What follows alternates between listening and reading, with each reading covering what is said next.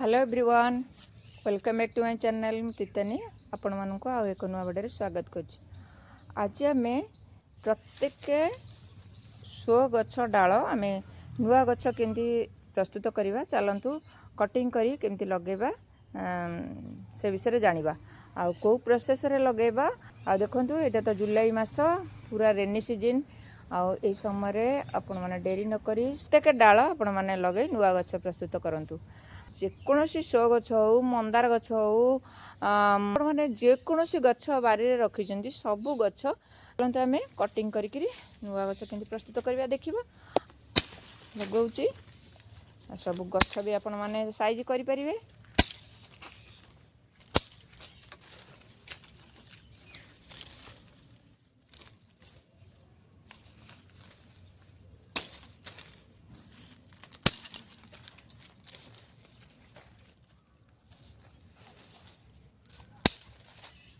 न काटिले एगुड़ा सब बहुत जगह भी माड़ी बसब आटा भी बड़ हो गला आपको भी काटिदबा।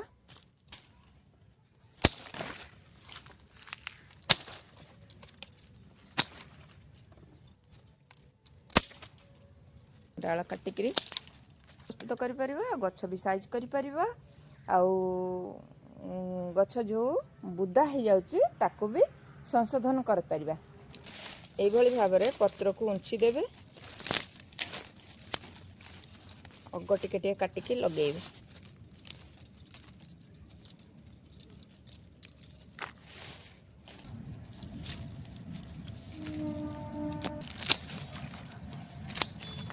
आपण माने एमती एलोवेरा रे लगेई परिबे नले रूट हार्मोन रे लगेई परिबे। एम देखंतु एभली भाव में एमती बाली रे लगेई परिबे माटी रे भी लगेई परिबे कंपोस्ट देइकरी खत देइकी लगेई परिबे। एभली भाव में जेकर सांग को भी मध्य नुआ गछ प्रस्तुत करके देई परिबे।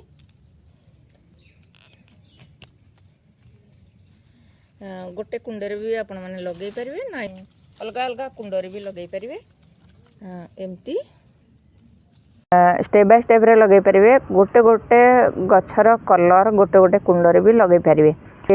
खूब जोरे 5-6 दिन भितर बहुत सुंदर चेर पळी आस्तिबो नले गोटे सप्ताह भितर बड़ बड़ जोड़ा रही बड़ गछर डाल से गोटे सप्ताह लगे छोट छोट गछर निहाती 4-5 दिन भितर चेर पळी आसिबो। आउ रेनी सीजन तो जानचंदी गोटे सप्ताह भितर सब प्रकार चेरटा भी लगी जाय थाए। मंदार डाल हो अशोका डाल हो स्थल पद्म हो सेबती गछ हो गेंडु गछ हो गोलाप गछ हो जेकोसी डाल आपण माने रखिचंती तार बहुत सुंदर ग्रोथ करि जाए गोटे सप्ताह भितर। आपण मानकर जदि एभली बगीचा रे सब गछ अछि ताहले सबु गछ गुडा काटिकरी एभली डाल लगेकी नुआ गछ प्रस्तुत करिवे बगीचा को बहुत सुंदर करिवे। आ जदि मो वीडियोटा आपण मानक भल लागि थाए लाइक कमेंट शेयर करिवे। आ मो चैनल जदि आपण माने नुआ देखुचंती ताहले गोटे सब्सक्राइब करिवे। आज पे एतिकी पुणी आसीबी आउ एक नुआ वीडियो नुआ टॉपिक सहित सेते पर्यंत गछ लगौथांतु भलाई थांतु। जय जगन्नाथ।